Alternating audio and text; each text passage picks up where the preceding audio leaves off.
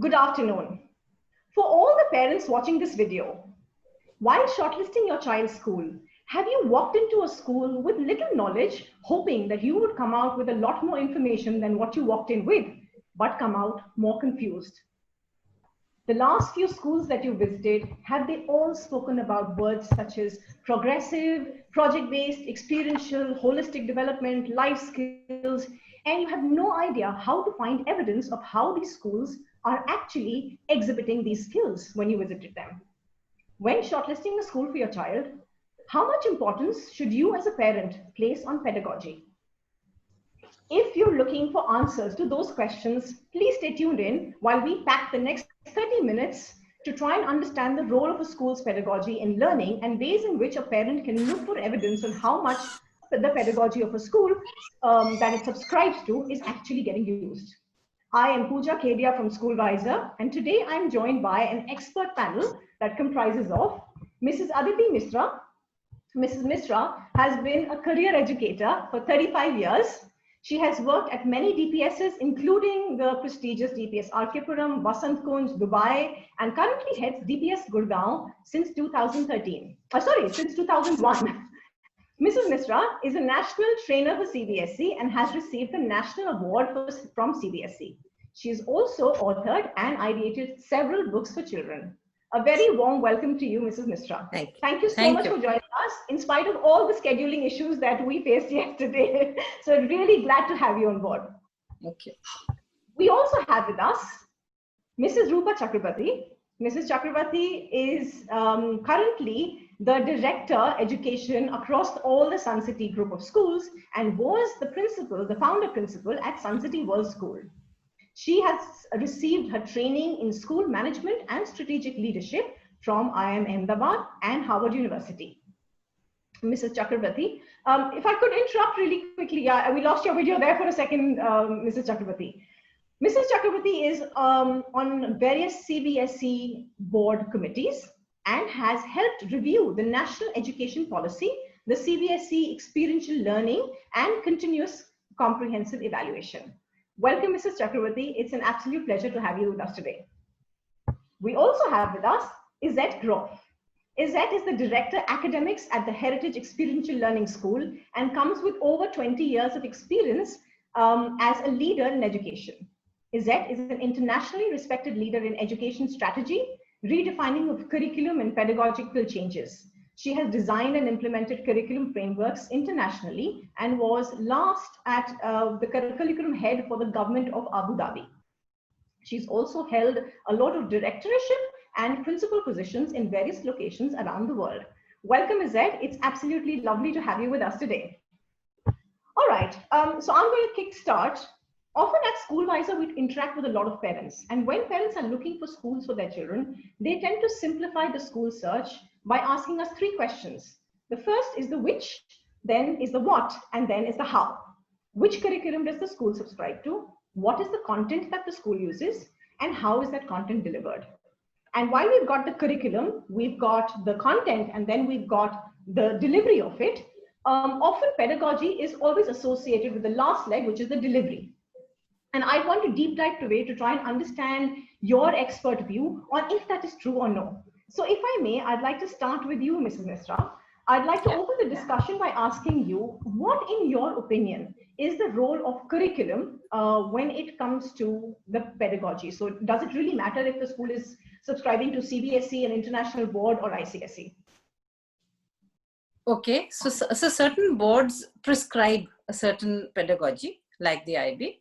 But where our national curriculums are concerned, I think there's no hard and fast framework on which we have to function. So schools take their own bits here and there.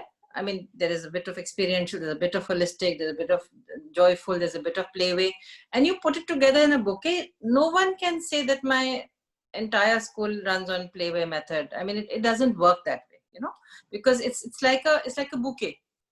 You know, every module lends itself to a different kind of pedagogy, and it's a good school which mixes all the pedagogies and uses whichever one is required at whatever time. Right, fair enough. So what I hear you say is that the the burden of how well a pedagogy is designed and delivered kind of then falls on the shoulders of the school and the team that puts it together and then delivers it. Of course, definitely. Great. Thank you so much. Thank you. Isan, if I could come to you, and I'm going to talk to you specifically about the content. So does a school's pedagogy also reflect on the educational content that is used? And I know there are a lot of schools that kind of pick up the standard, NCRT, which is the CBSE's prescribed curriculum books, and that's what they follow. A lot of them do a blended approach where they do some bit of content development on their own in-house, and they use best practices in terms of pick up the best bits of NCRT. And there are others that go all out and do everything that is procured from outside or is done in-house. In your opinion, does it really have a bearing on pedagogy in terms of the content? Our parents, I don't envy you trying to make these kinds of decisions. I think for myself as a parent, I would always choose pedagogy, because we know from research that it's whatever you put into the teacher's hands, the teacher is the most significant element. So you may have the best curriculum, you may have the greatest curriculum plans, you may even have good guidelines for pedagogy, but if the teacher themselves has not had quality training and does not see themselves as a learner and a responder to every student in front of them, that's the thing that matters the most. So I think the other part of it, that schools have a lot of freedom as long as there is an alignment between curriculum assessment and pedagogy. And what we often have is a mismatch between what we choose to assess and the content in the curriculum that we're saying that we're doing. When the assessment gives us a mismatch, that's where it's very difficult for us to do much about it, because people are only human, and what we measure is what we value. So if you have an assessment framework that doesn't match or value the kind of pedagogy you want, you can get into a little bit of trouble. But luckily, most frameworks around the world, including NCRT, provide the right kind of language around what should be in a curriculum and the pedagogy that matches. Where we fall apart is when the assessment interferes and asks for something different. So always look for the pedagogy, because the pedagogy is the teacher. Excellent, thank you. And I think that's beautifully explained, and I agree with you to a great extent. What gets measured gets improved. So if you're looking at actually impacting the child's learning, what you want to do is not put them through a fancy pedagogy that looks at life skills but not measure life skills at the end of the curriculum. So it makes 100% sense. Rupaji, we've kind of heard our panelists bring out the teacher and the delivery as a winner. But if I could start with you, if you were to assign a weighted percentage between curriculum, pedagogy, and content, what would you give, not curriculum, pedagogy, delivery, content, and curriculum, what would you give more weightage and what would you give less weightage in terms of their dependency on pedagogy? So curriculum, content, and delivery. Wow. So you need to understand it's the art of teaching, right? That we are delivering. And that defines pedagogy. And below that comes the knowledge and the skills. And that translates into the curriculum, the content, everything that you would like to define it as. But how we do the art of teaching finally translates that content, that curriculum into the real art of teaching. And it is that skill, knowledge, and application which should be in sync, and that actually defines good art of teaching. So I would, if you take those three words, I would say it should fall into that line to ensure that the learning is complete, but it's all about the art of teaching. You can have the best content, but if the art of teaching is not right, you're never going to have the outcomes. And similarly for curriculum itself. Okay, let me ask you another question, which we get asked a lot by parents. So typically we have a lot of parents who come to us shifting from other cities. They're looking at critical classes like grade 9th and 10th. At that stage, does it really matter, given the current situation when the child has to sit for a board exam, if they, go for these fancy words and they choose these pedagogies, because what, like we mentioned, and Zach, I think, mentioned beautifully, that what gets measured is important. At the end of the day, the child will need to learn stuff, will need to make sure that the results come out, which will happen in the board exams. So how much of that pedagogy really has a hand to play when it comes to senior classes or the critical classes? It has a lot to do with the pedagogy. Because if what you are delivering does not reach the child, then the purpose is defeated. You could just teach just a little bit, but if that teaching does not reach the child, where do we have any outcome? So basically what we are looking at is the outcome. And if it is not delivered in a manner which is addressing the curiosity of the child, which in turn results in the learning, then I think whichever class it is a futile process. So whether it be kindergarten or whether it be grade 10, it does not matter. All right, can everybody else? Am I audible to everyone? Yeah, I think we lost you for a bit. Sorry, yes, my video just froze for a minute. Sorry, I'm not going to ask you to repeat yourself, but I think overall what I gather is that you are kind of saying that you assign the maximum weightage when it comes to the education for your child is going to be on pedagogy, because at the end of the day, what the child actually learns and retains will depend on how it is taught. Absolutely. The outcome is dependent on that. Absolutely. Fair enough. Okay, point taken. Mrs. Misra, if I could come to you with my second question. Yeah. So when a school says that they support a certain pedagogy, does that reflect in a way, I think you kind of already answered that in some way, that it is a bouquet and there are some topics or some fields of study that are better taught, for instance, through project-based learning or experientially, vis-a-vis others that probably might perform better when it comes to conventional ways of teaching. In your opinion, what fields of study do you think are better taught conventionally, vis-a-vis experientially or through project-based methodologies? Again, there are two things here. Schools don't announce a pedagogy. Okay. Schools announce a vision. School announce the mission statement. I think when a parent, if you're dealing with parents and their queries, a parent enters a school either because they've heard about it, they've gone through the website. All schools have a very active website which talks not about the curriculum, because curriculum somewhere is there, but it's in the background. It's what else are you doing? What are you doing with that curriculum? Do you have field trips which lead up to some learning? Do you have projects which are evidently available on the website? Do you have student-led community service practices? So all that without saying, we believe in community service. Everybody must do some CAS event immediately. It is evident. So I think today's parent is a very discerning one and is a little spoiled for choice, because there are many schools, each with its own unique identity. Somebody asked me how many good schools are there. I said, every school is good. I've yet to see a bad school, genuinely, because each school meets the need of a particular kind of parent and his ideology. It's not about pedagogy here. There are some parents who get into a school because they studied there. Matter ends over there. The school may be anywhere, the principal may have changed, the teachers may have changed, but they went there, so the child will go there. Some go there by word of mouth. My entire family is here, so I will come here. I don't think genuinely, I mean, I could be wrong. I think there's a lot of trust within schools.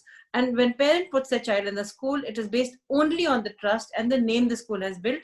And of course, if the parent has come from a place where they haven't heard of any school, then they look at the websites and they see.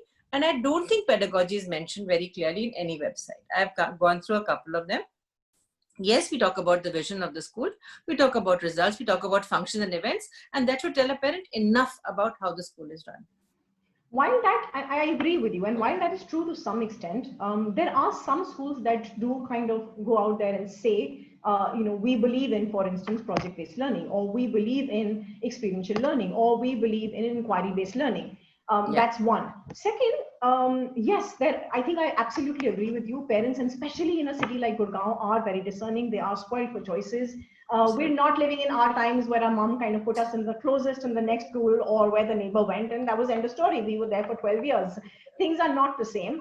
But having said that, there are a huge section of parents whose aspirations from their children are कि board के exams देगा and उसके बाद बच्चा अच्छे result लाएगा और life बन जाएगी. Now, for a parent like that, and there's a huge section in our society that still thinks like that. So I don't think they're really worried about life skills. They're not actively thinking about, will my child be future ready? They're, the buck kind of stops at what the results will be, and will my child be able to, one, get admission in the college that he's seeking? Will he be able to do engineering? Will he be able to do well in life? For parents like that, do you think the scenario kind of changes? They just look at the last 5-year results, finished, matter ends. Life is even simpler for them. But I don't think that parent exists now. Between you and me, I meet sizably more number of parents than many. I think along with that aspiration that there is an IIT, there is a medical entrance, they have all those thoughts with them. There is an underlying dream that my child should come out as a wholesome human being who has danced, who has sung, who has taken part in community service. That dream lives on despite all their other aspirations of academic excellence. I've seen it. Lovely. So schools have to juggle a lot. Schools are juggling. All schools are doing the best that they can. I'm genuinely telling you, I've not seen a school which is sitting back on its haunches and saying, okay, now I have enough children, I can sleep off. Everybody's trying their best. All right, so I think that's very, very encouraging to hear that parents are thinking about getting their children future ready. They are, while probably concerned about the results, are also worried about the child being a wholesome person. And I think very valid point. So for all the viewers who are kind of looking at an academically driven school, Mrs. Mishra has given a very straightforward answer. Please look at the last 5-year results, and that will give you a clear picture of how the school is doing and how the children are preparing. Just one key advice: when you're looking at those numbers, don't look at the averages, try and look at the mean and the medium so you make more sense of those numbers as well. Mrs. Chakrabarti, if I could come to you with my next question, and especially in the last 5-6 months, we've seen this scenario. Online delivery of educational content has become a pedagogy in itself. Given that the reliance on technology has really gone up when it comes to delivery of educational content, has this increase given a uniformity in terms of pedagogy, what schools are trying to do, so that differentiator between school A that is trying to do something else vis-a-vis school B, has that diminished the line that demarcates them, because both the schools could be using the same content on the same app or software, so the content and the delivery kind of becomes the same. And in that scenario, what is the differentiator? Thank you. I'm glad you asked that question, because I think this is where parents have been able to make sure and make out what actually transpires in the classrooms. It's all out there in the open, right? I keep saying this, that challenges are what makes life interesting, and overcoming them is what makes life meaningful. I say this very often, and I think this is one of the times I love the challenge that came up, because you have to be ready. I was reading this article the other day, and it said that learning has to be about adapting, and this is the time when it showed those who could adapt quickly and those who can't. And those who were a notch higher went on to find a whole new pedagogy to address. By pedagogy, I don't mean something new as in curriculum or everything that it encompasses, but I meant to say the way the art of teaching is done. So they put together things which were already there, and they could showcase it very well. But then at the end of it, it was the teacher at the heart. And this is one very moot point that I would like to bring forth, that we get sometimes caught with this word teacher, and we think the teacher is the one who's in school. No, a teacher is anybody who's taught me anything, whether it be my neighbor, whether it be by, sometimes I would say, even my helper teaches me something. So anybody who's taught you something, and this is a situation which came where the pair in the Trinity Triangle came out so beautifully. You know, the child at the pecs and the parent and the teacher had such a beautiful role to play. So, and we could do the concept learning, because see, in a 30 minutes or a 40 minutes, because of the span of attention, you can't have very long, duration of classes. And this was beautifully, it has showcased the concept learning. So like we quickly went into the concept web, we formulated the concept web, and we did the flow chart of the learning through concept initiation, addressing the curiosity. I love curiosity, you know, and though it killed a cat, but I believe that cat is dead in the thing now. So, and then we did concept elucidation, and we did the concept closure, we put in the podcast. There were so many avenues we could tap. We could do 2D, you know, and 3D if, you know, the children have the provision at home. So I thought it was just a matter of getting adapted and ready mentally to get into it gung ho. That's what I feel. That's how I look at the virtual learning. Perfect. And I think for all the parents who've just heard this, it kind of also gives us a sense of the kind of work that actually goes on in the background, which never meets the eye. We only see, you know, a little bit of what the child tells us. We ask the child, what did you do in school today? And that's all that we see. So we don't see the science and the hard work that kind of defines the process of how that education is delivered. So thank you so much for that. I think what you've said is very valid. So everybody's kind of unanimously, said that it is the teacher. She, at the end of the day, or he, at the end of the day, will determine how a curriculum or content is delivered. On that note, is that I'd like to come to you with my next question. When parents come to us at SchoolWiser, and very close to what Mrs. Mishra had just said, and they ask us, tell us the best school in Gurgaon, or tell us the best school in Delhi for that matter. We tell them, we're not really sure. What are you looking for? So, what is it that your child needs? And there isn't really a best school. There is a right school for every child, now dependent on what the child's character traits are, what the parents' expectations are, what your financial situation is, what you want from that school for your child. So there are a lot of factors that go in. Help me understand, does the same thing apply when it comes to pedagogy? Is there a specific pedagogy that works for a certain set of children that have a certain set of character traits? Or is there a blanket rule that there is a pedagogy that works for every child? When you talk about children's personalities, you're talking about a human. They're all humans. So, they're introvert, extrovert, shy, confident, funny or serious. But fundamentally, every school takes on that responsibility of meeting the needs for the individual child. And what you're really looking for in schools is how well do they do that? And are they serious?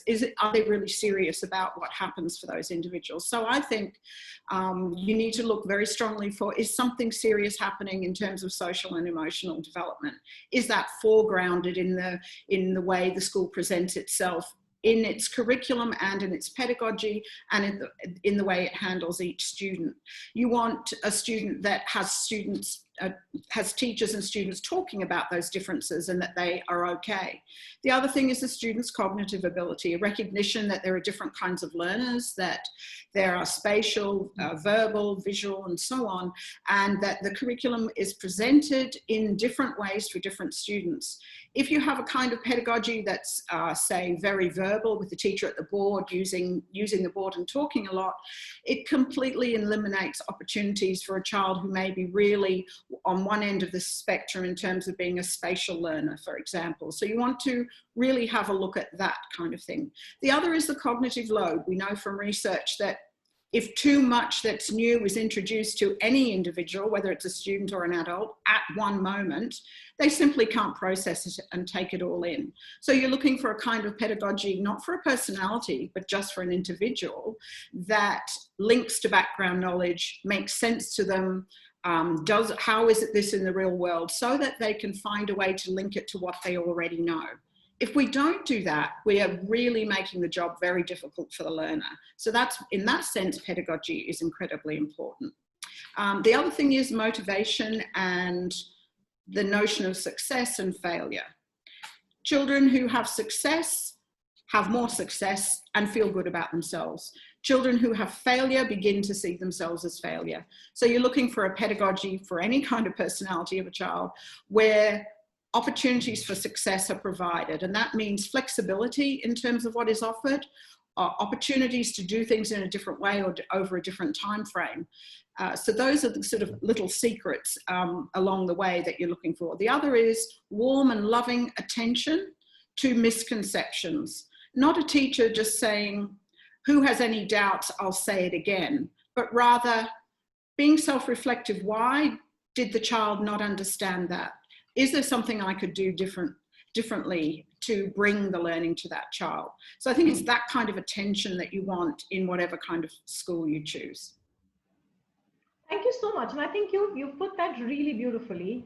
So what I do understand of what you said was that no, there possibly isn't a pedagogy for a child, but the pedagogy in itself should be wholesome. It should cater to all the elements that you've spoken about. And I love the last bit that you said that, and I've heard that growing up. My teachers would probably echo that and say, if you haven't understood that, I'll repeat myself. But the point is not that. I think the point is really trying to understand more into why the child has not understood. Is there a different way that you can put it? Now, help me understand, while that is really valid, but for a parent who's on the outside, does not really understand what's happening inside the school, how does a parent find evidence what the real pedagogy of the school is? And I'm happy to start with you, Azed. I'd like to get your thoughts. Okay. Well, you want to see curriculum documents. I think they're easily available, and at least that's something for you to look at to see what stance they're taking. You're looking for depth and some kind of exploration by students. Can I just ask you a question? Will schools share their curriculum document with parents, with prospective parents who come in? Is that not proprietary to the school? I don't believe it's going to be a broad overview. It will have their values, it will have their priorities, it will have broadly what children need to learn over a period of time. And if they are wanting to keep that secret, I think that's a problem, because you are the recipients of that work. So I don't imagine that a school would be keeping that secret from you. Okay. If you are interested in experiential, then something like looking at a unit of work that might have been planned, looking for big ideas that allow for that exploration. As I said, you're looking for integration of subjects so that the children see learning as meaningful and worthwhile. Field work, hands-on work, are there case studies? Is there some kind of service learning? Do they use outside experts? All of that along the way. But very critically for learners is their ability to be reflective about their learning. So you're looking for examples or evidence that teachers and the school will ask students, what did it mean to you, and what did you learn from it, and how have you changed because of it? That's really critical. You also look at the assessment, as I said in the beginning. If they talk about being a project-based school or an experiential school or a didactic school, it doesn't matter. Whichever one you're choosing and whichever one you care about, does the assessment match? So you can ask about what are your critical assessments, when do you do them? If they're only doing it at the end of the year and not along the way, that tells you something about what they think about learning. Similarly with reporting, is the report only about their position in class or about a percentage? Or again, is that a holistic picture of the child? Teacher training. What training have the teachers engaged in over the last 18 months? Have a look at that. Does it match what they're saying about the pedagogy that they want? Because if there's no pedagogy in sight that matches what a school is espousing, then it's not particularly genuine. Discipline. What are they saying about behavior management? What are they saying they do when things go wrong? What are they putting in place so that things don't go wrong? Going back to that notion of a social emotional framework, have they taught children how to interact with one another, how to negotiate, how to resolve conflicts, and so on? Because we all have a certain idea what we think behavior management should be for other children, but when it comes to our own, we want a very kind and caring and compassionate approach. So having a look and making sure that that is there for everyone. The classrooms, now we're in the virtual world, so you won't see all of this, but you're looking for tone. So how are what is there a respect? Is there a gentleness in the way they're interacting with one another? Do you see children pausing to hear each other out rather than talking over one another? The teacher is in control of all of that. In the physical classroom, you're looking at the walls. Is it pretty teacher-made stuff, or is it real student work that shows that they have some ownership? Because as a parent, if you seek out that prettiness, you're going to be positively reinforcing schools in the wrong way. It's much better to put up a scraggly picture that meant something to a child at a moment, like you do on your fridge at home, in a school setting, because that says a lot about their pedagogy. So don't expect it to be pristine and see that as a sign of a strong school. I think those are some of the... I think what you've said there is absolutely bang on, and I hope the parents have kind of made notes like I have. A lot of what you said resonated with me, and I think that's actually true. Those are pointers that parents should look at when they walk into a school and they are trying to understand if that school actually walks the talk and actually does what the school stands for. Thank you so much for that, Izzat. That was really beautifully articulated. Mr. Misra, if I could come to you with the same question, your key tips to parents in terms of how do they identify if the school actually, walks the talk and is doing what they say they're doing? So there are a couple of things here, Pooja. Like I said earlier, there is a website which all schools have. It's a very dynamic and an active website, and it should indicate to the parent what the school stands for. In the current scenario, for the past 2-3 years, when there are issues of safety and security, I will not have parents walking into the classes, into the corridors and seeing what the school is doing. That is an expectation, by the way, because there are certain schools that have open houses, they allow parents in for whatever reason. I'm not judging them, but I cannot do it. It is not possible. And therefore I am judged that such and such school does it, why can't you? I said, I have a portal. It has an active, it's a very busy portal. It has voices of the alumni, it has voices of the council, it has voices of the sports persons, it has voices of children who have gone for an outing, an exchange program. So you can hear voices. Does that not tell you anything about the school? I don't see how entering a school will tell them anything beyond that. Also, I think the word of mouth as far as the school is concerned is very important. And I agree with Azet when she says that there's no such thing. I also said that there's no such thing as a good school. What is the best school? I mean, if you ask that question, it's like asking what's the best food. I have no idea. You may be wanting to eat butter chicken, so that's the best for you. I want to eat a dosa, that's best for me. So I'm not equating education to food, but I'm just saying that one size doesn't fit all, and the parent has to find his right fit. By that same token, if I were to flip the coin and say, how do we know what's happening inside the house? I don't know what's happening. We take children in, on the basis of a draw of lots. And there have been mismatches all along the way. We learn from our mistakes, because if a parent doesn't believe in the ideology of service before self, he's entering the wrong school. I've had a parent, I've never had words with parents as such, because I think there's a mutual respect. But I've had to have words with a parent who refused to let his child come and teach the children from the underprivileged. He says, you cannot demand charity. Well, and unfortunately, we have parents of all sorts, but I think what you said there... So if a parent can be as discerning for a school, should not schools have the same right to discern into what the parent is doing, what the home is like? What does the home believe in? Does it believe in gender equality, for example? Or is the girl not being treated the same way as the boy child? I have those questions as well. So it's a very mutual, but like I said it before, the website of a school should tell you a lot about the school. Absolutely. So I hear from what you just said, website, results, and word of mouth. Those three kind of come out as key things to add on what Izzat has already said. If I could now move on to you, Mrs. Chakrabarti, very quickly, we've got about 2-3 minutes. If I could get your thoughts in terms of what you think parents should look out for. Sorry, could you come again? I lost you for a bit. What are your key tips for parents when they're interacting with schools to find out if the school is actually following the pedagogy that they claim that they follow? Okay, so for us, and it's tomorrow, in fact, we have about that many parents coming on a virtual curriculum desk. So we usually begin with the curriculum desk, where we have before and after the curriculum desk the children, and it could be a kindergarten children, it could be a grade 2 children. They do the introduction, they do a lot of talking, they, when it is actually in the real time, they also perform, etc. Because I believe it is many pronged. One is the website, like Aditi said. Then we have also the proof of the pudding lies in the eating.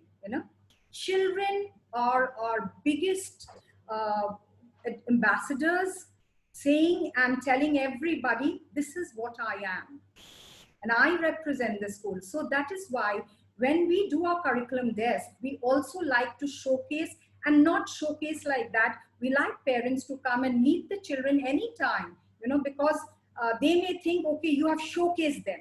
We like them to meet in a normal day at a normal time. And yes, we do have what we call the volunteer parents come in every day. Of course, we have a smaller number. It's easier with 2,500 than it is for a larger school.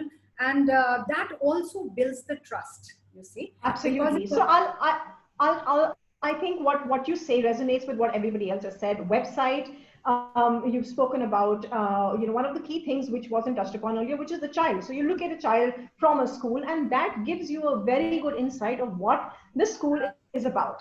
Thank you so much, ladies. It's been an absolute pleasure to talk to you. The 30 minutes have just whizzed past, and I haven't really realized the time. But we are unfortunately coming to the end of the session. One thing that's kind of come out as a clear winner is the pedagogy, is the delivery mechanism, is the teacher. And I think that truly does have a big bearing, because the teacher is the one that touches the child. In fact, I read something the other day, which I thought was very, very close to and relevant to this conversation. It basically said that the greatest pedagogical fallacies of all times is the notion that a person only learns the particular thing that he is studying at that particular point in time. Because actually, pedagogies go a long way beyond the curriculum and beyond the content. And on that note, I'd like to say a big thank you to all of you. Thank you, Mrs. Misra. Thank you, Mrs. Chakrabarti. And thank you so much, Izette, for joining us today. Ciao, and stay safe, be informed, and always be SchoolWiser. Thank you so much for joining us once again. Have a good day. Bye-bye. Bye-bye. Thank you, Pooja. Thanks. Bye.